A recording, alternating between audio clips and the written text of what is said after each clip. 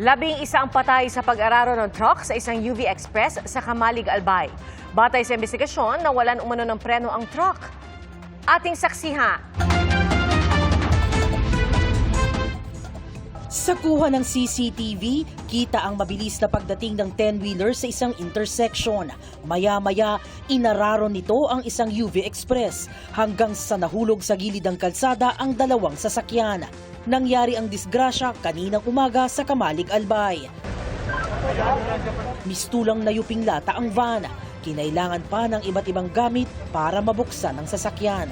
Pahirapan ang pag-rescue sa mga sakay nito, lalo't nakadagan pa ang truck sa van.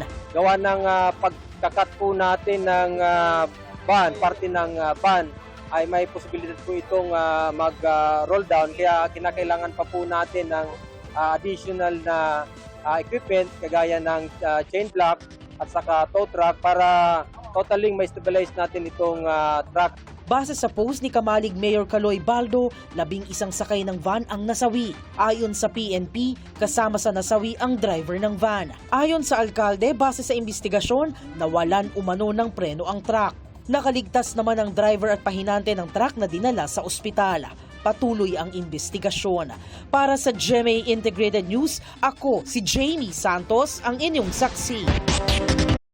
Mga kapuso, maging una sa saksi. Mag-subscribe sa GMA Integrated News sa YouTube para sa iba't ibang balita.